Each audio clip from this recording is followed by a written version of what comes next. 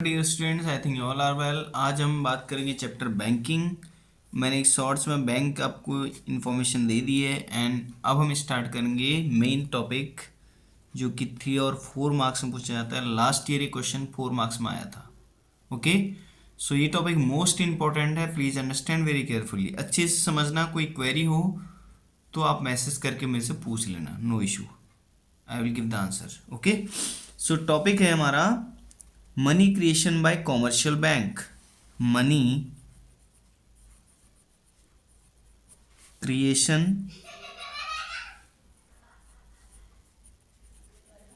By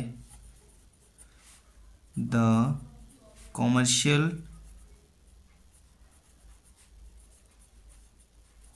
bank. सबसे पहले मैं आपको बता दूं कि कॉमर्शियल बैंक किसे कहते हैं। कॉमर्शियल बैंक को हम कहते हैं वाणिज्य बैंक। ठीक है, और ये मनी क्रिएशन कैसे करता है? देखो, हर कोई बैंक खोलने का मतलब है पैसा कमाना। बैंक क्या, एक बिजनेस है और उस बिजनेस को करने का मोटिव है अर्निंग मनी, जस्ट ओनली। हम कोई भी काम करते हैं ना तो उसका मोटिव क्या होता है? पैसे कमाना। सो सेम एज वाणिज्य बैंक भी जिसने भी ओपन किए हैं, क्या उसका मोटिव केवल लोगों के डिपॉजिट को एक्सेप्ट करना और पब्लिक को लोन देना है? नहीं, उसका मोटिव है बिजनेस करके पैसे कमाना, पैसे का बिजनेस। राइट, सो इसको हिंदी में कहते हैं वाणिज्य बैंक। वाणिज्य बैंक द्वारा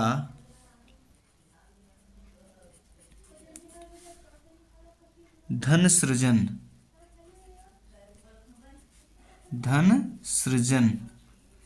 ठीक है, इसे हम कहते हैं वाणिज्य बैंक द्वारा धन सृजन। मोस्ट इंपॉर्टेंट टॉपिक है, डेफिनेटली ये टॉपिक पूछा ही पूछा जाता है। ठीक है, अब देखो इसको एक टेबल के अकॉर्डिंग हम समझते हैं। क्या होता है, जैसे लाइक एस हम इसको कैसे बैंक मनी क्रिएशन करता है, मैं आपको एक टेबल के अकॉर्डिंग समझाता हूँ, बहुत अच्छे से आपके समझ में आ जाएगा। ठीक है, देखो इसमें जो फर्स्ट कॉलम आता है वो आपका आता है राउंड। ठीक है, क्लियर। सेकंड आता है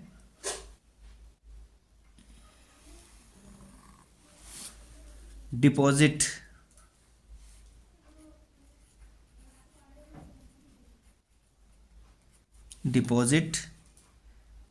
थर्ड आता है आपका लोन।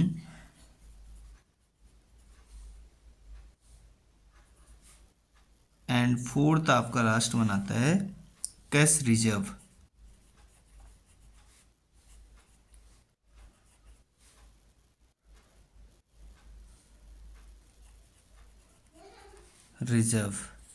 अब कैश रिजर्व क्या होता है? कैश रिजर्व का मतलब होता है CRR, जिसे हम कैश रिजर्व रेशियो कहते हैं। ठीक है, अब देखो ये कुछ परसेंटेज होता है। अब इसको हिंदी में क्या कहते हैं? हम इसको कहते हैं, हम राउंड का मतलब होता है गोल। ठीक है, और दूसरा आता है जमा। डिपॉजिट का मतलब जमा, और लोन का मतलब ऋण। ठीक है, या इसे हम कर्ज भी कहते हैं। और नेक्स्ट क्या है? CRR, कैश रिजर्व, मतलब नकद आरक्षित। नकद आरक्षित का मतलब है कि जो पैसा बैंक में जमा हुआ उसमें से कितने अमाउंट को रिजर्व किया गया, आरक्षित किया गया। ठीक है, अब देखो कैसे आरक्षित करता है। हम एक एग्जांपल लेते हैं। माना एक पर्सन है कोई एक्स, जिसने बैंक में 1,000 रुपये डिपॉजिट किए, 1,000 रुपीज उसने बैंक में जमा कर दिए भाई। ठीक है, अब ये हो गया आपका फर्स्ट राउंड। क्लियर।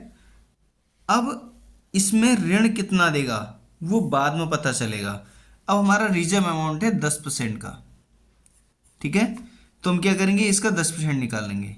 1,000 मल्टीप्लाई 10/100, तो क्या हो जाएगा, 0 से ये 0 कट गया, इस 0 से ये 0 कटा, बचा कितना, 100 रुपये। तो 100 रुपये जब 1000 में से आरक्षित हो गए, रिजर्व हो गए, तो बचे कितने, 1000 माइनस 100 इज इक्वल 900 रुपीज। उसने क्या किया, लोन दिया। क्लियर। अब जब ये लोन इसने दिया तो ये किसी को तो दिया होगा और उसका अकाउंट भी इसी बैंक में होगा, तो ये घूम के किसके पास आ गया, फिर से बैंक में आ गया और इस बैंक में अब डिपॉजिट हो गया 900। ये हो गया आपका सेकेंड राउंड। क्लियर।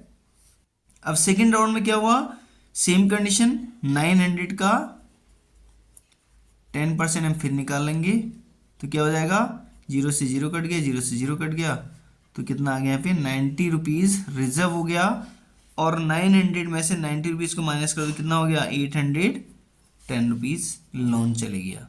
ठीक है। अब 810 रुपीज़ लोन गया तो ये थर्ड राउंड में कहीं ना कहीं किसी थर्ड पर्सन को 810 रुपीज़ उसके अकाउंट में डिपॉजिट हो गए। क्लियर है। अब सेम प्रोसेस फिर से, इसमें से क्या हुआ, 810 का 10% हम निकाल लेंगे, 0 से 0 कट गया, 0 से 0 कट गया, तो कितना बचा, 81 रुपीज़ 810 में से क्या चले गया, लोन चले गया। ठीक है। अब 81 रुपीज़ लोन चले गया तो क्या होगा, 810 माइनस 81, तो कितना हो जाएगा, 9739। ठीक है। 739 रुपीज़ यहाँ पे रिजर्व हो जाएगा, 729 रुपीज़। अब ये नेक्स्ट फोर्थ राउंड में क्या हो जाएगा, डिपॉजिट हो जाएगा। ठीक है। फोर्थ राउंड में 729 रुपीज़ डिपॉजिट हुआ बैंक में, फिर सेम प्रोसेस, 729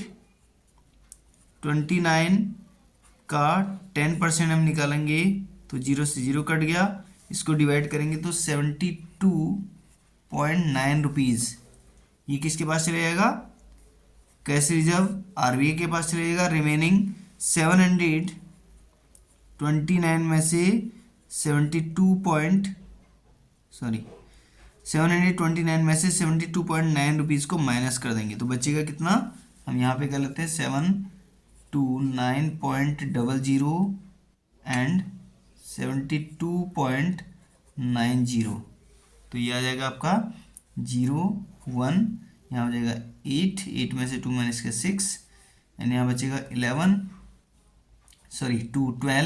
में से 7 माइनस का 5 और यहाँ बचेगा 656.10 रुपीज़ वो लोन दे देगा। अब देखो इसको अगर हम एग्जैक्ट कैलकुलेशन करते हैं तो कैलकुलेशन क्या होता है, काफ़ी लेंथी होता है, तो मैंने इसके लिए एक शॉर्ट ट्रिक निकाली है आपके लिए।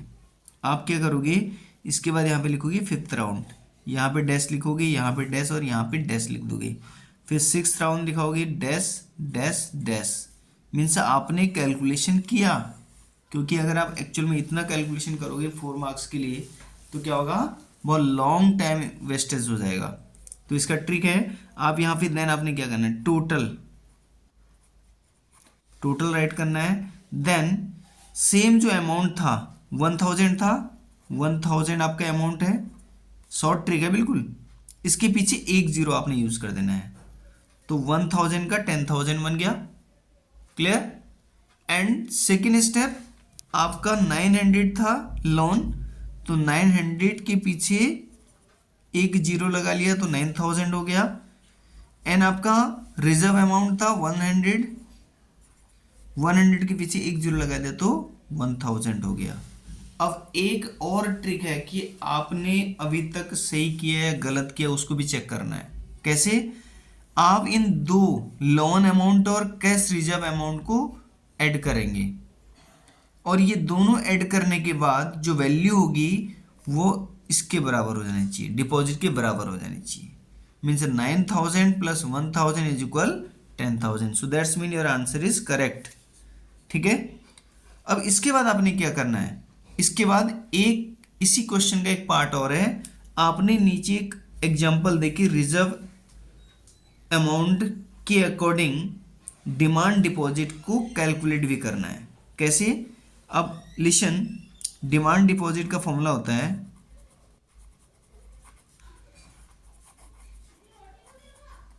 Demand deposit is equal 1/CRR multiply cash reserve. Cash reserve. ठीक है. अब देखो हमारा क्या फॉर्मूला बन जाएगा, 1/CRR कितना परसेंट था, 10%, मल्टीप्लाई कैश रिजर्व कितना था, 1000. ठीक है, 1000 कैश रिजर्व था ये टोटल. अब हम क्या करेंगे, इसे सॉर्ट आउट कर देंगे. तो क्या हो जाएगा, अगर इसको हम मल्टीप्लाई करेंगे तो देखो क्या हो जाएगा, 100/10, क्योंकि जब परसेंट है तो अपोजिट हो जाता है. तो 0 से 0 कट गया, मल्टीप्लाई 1000.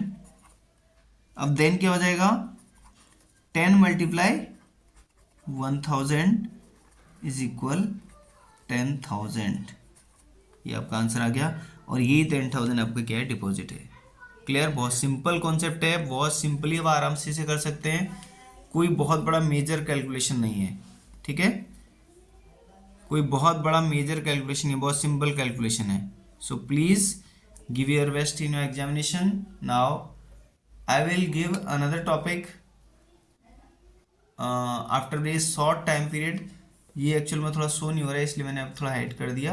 तो 10,000 रुपीज़ आपका अमाउंट निकल गया है. ठीक है. सो ये टॉपिक मोस्ट इम्पोर्टेंट है, अच्छे से समझ लेना. एंड प्लीज़ शेयर करना इस चैनल को, जिससे कि लोगों को बेनिफिट हो सके. ठीक है. और हिंदी वाले स्टूडेंट जितने हैं, इस क्वेश्चन को ऐसे भी आपसे पूछा जा सकता है, वाणिज्य बैंक द्वारा धन सृजन या साख निर्माण,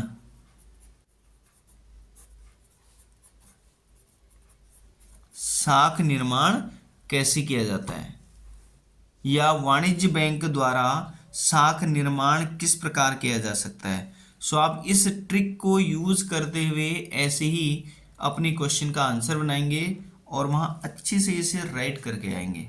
ओके. मैंने आपको पूरा कैलकुलेशन करके इसमें समझा दिया है. So give your best in examination. Take care. Good bye.